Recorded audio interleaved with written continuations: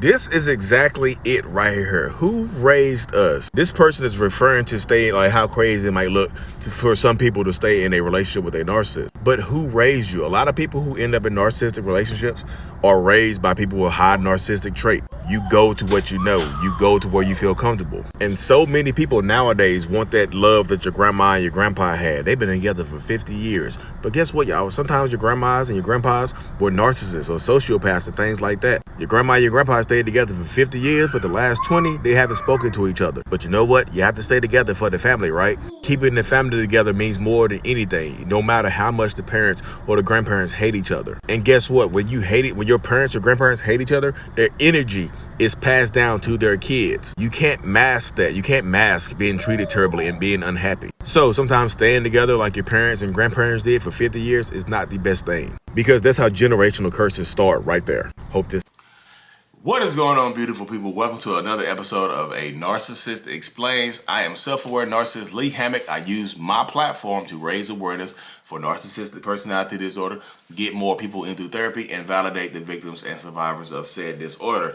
This series is dedicated to just taking my TikToks and YouTube shorts that y'all love so much and make them longer. So y'all need to buckle up today, because this is one of my favorite topics to talk about. The video you just watched was about a young lady who said, yeah, sometimes it looks crazy. Sometimes it looks crazy for us to stay in relationships with narcissists, but who raised us? But she's like, look, it looks crazy for us to stay with a narcissist or a sociopath or whatever, but who raised us? Who? She said she was raised by narcissists and sociopaths. So that's, if you have a narcissistic parent or grandparent or something in your life that's consistently in your life or abandoned you or something like that, you go to what you know. That's subconsciously your brain and your heart feel comfortable being with people that remind you of your mom or your dad. And guess what happens sometimes? Your mom or your dad is a covert or a malignant narcissist or a sociopath. Or sometimes you get you climb into the psychopathy. You know what I mean? The psychopathy. Psychopathy? Somebody correct me. Which one is it? You're gonna spell them the same way, but which one is it? But yeah, who raised us? This I keep seeing people comment about this generation. They say this generation is soft. This generation has blue hair and blah blah blah blue. This generation is so messed up. In my time, in my day, we used to do this. We used to do that. Blah blah blah this. Blah blah blah that. My day, real men didn't cry. We sucked it up and we went out and beat each other up. And we took it out on our wives and the kids. We didn't cry. We didn't do none of that. This generation right here, y'all talk it out. You go to therapy. What's wrong with this generation? Y'all do all this stuff right here. My generation, we walked 5 miles to school because our mama didn't take us to school because she was mad as hell at my daddy. My daddy gave her the silent treatment and took the car and made the kids walk to school as punishment for his wife being insubordinate. Like my day, we were tough. That made me tough. That made me look at my feet, all the calluses on my feet. You see how that works right there? That's some of y'all's daddies. That's some of y'all's mamas saying crap like that. They're saying that they tell you their trauma. People, these older folks from the previous generation will tell you their trauma and brag on it. They will brag on their trauma. The stuff that they've been through, the stuff that they went through, they will brag on it and make it seem like you are less than they are because you don't want to brag on your trauma. You don't want to go through the same thing that they did, the same thing that they went through. Woo. And that's who raised some of us, y'all. That's who raised a lot of us. That's why mental health issues are so prevalent nowadays. Personality disorders are so prevalent because you get disordered from your upbringing. You get disordered from your youth. You know what I mean?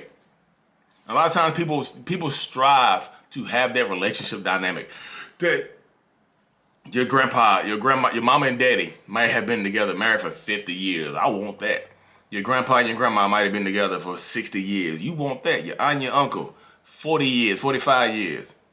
But what we don't realize is that we grow up and you look back at some of these marriages, these long-term marriages, those people were unhappy with each other. Those people stayed together to keep their family together, not because of happiness. They stayed together to keep their family together. If you look back at it, you go back in time, sometimes you realize that your grandma and your grandpa didn't even talk to each other.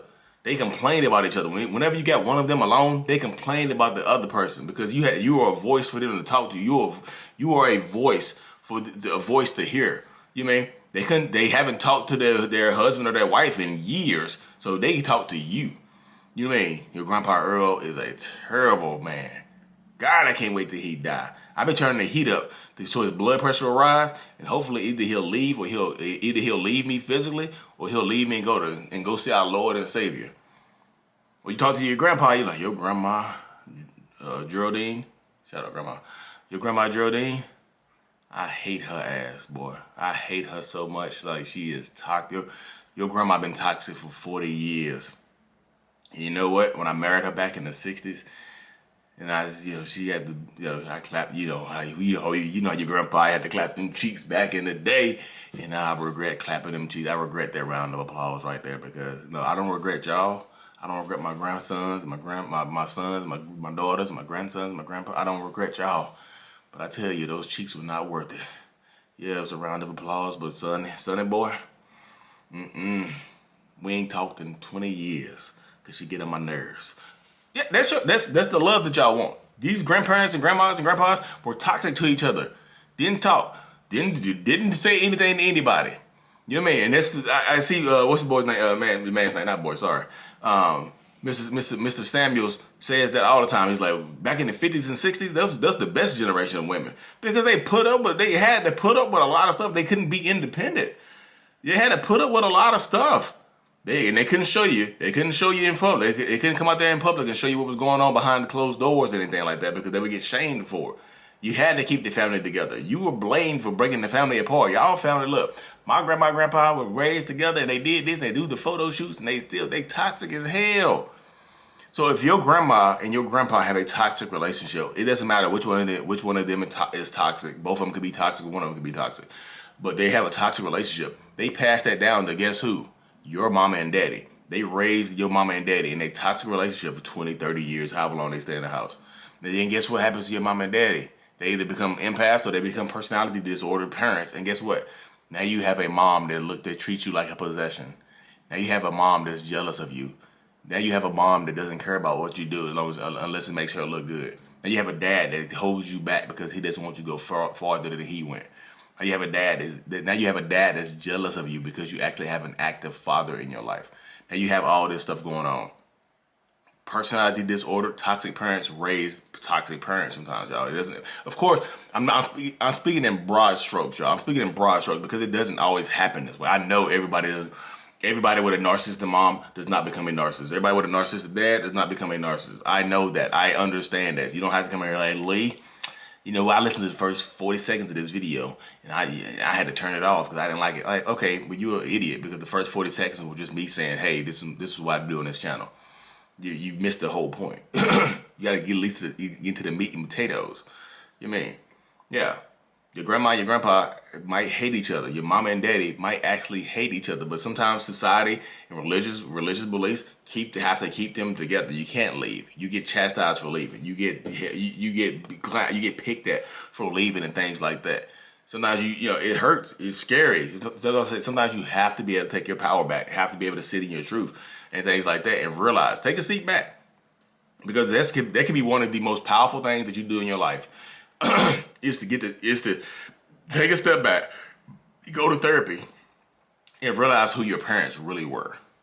When you get to know your parents as adults, it will change your perspective of your parents forever. And it hurts sometimes, it sucks sometimes, because sometimes you lose respect for your mom, or you lose respect for your dad, because you'll see it through an adult's eyes, as opposed to seeing it through an adolescent, as opposed to seeing it through a teenager. You will see it. You'll see that mama was toxic as hell, was cheating on your dad, and doing all this stuff. You see that your dad was a toxic ass dude, out here clapping cheeks all over town, but they kept it. Look, the family had to stay together.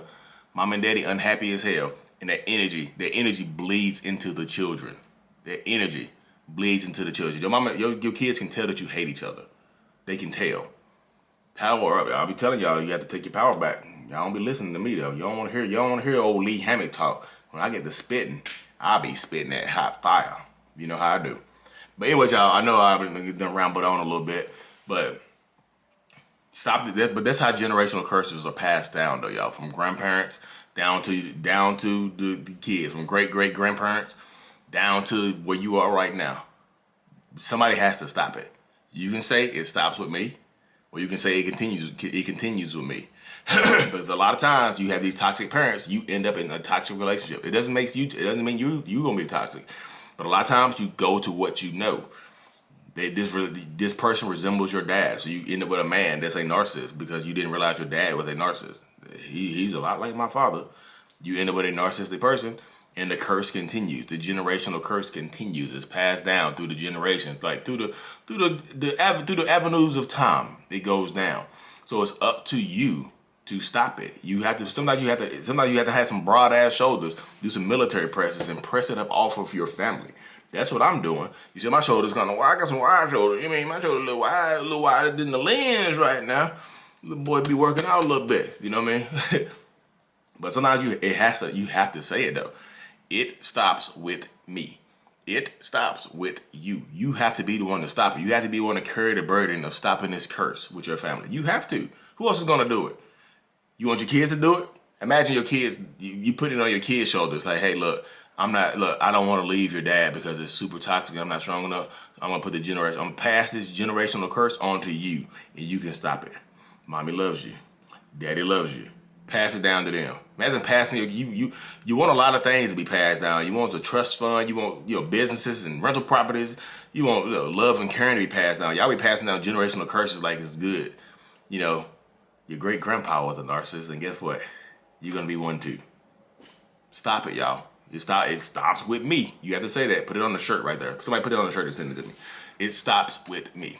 Anyway, y'all, thank y'all for tuning in to another episode. I know I rambled on a little bit longer than what I normally because I love this topic right here. The generational curses. Stop passing it down. It stops with you. Mental Healness is out. Peace.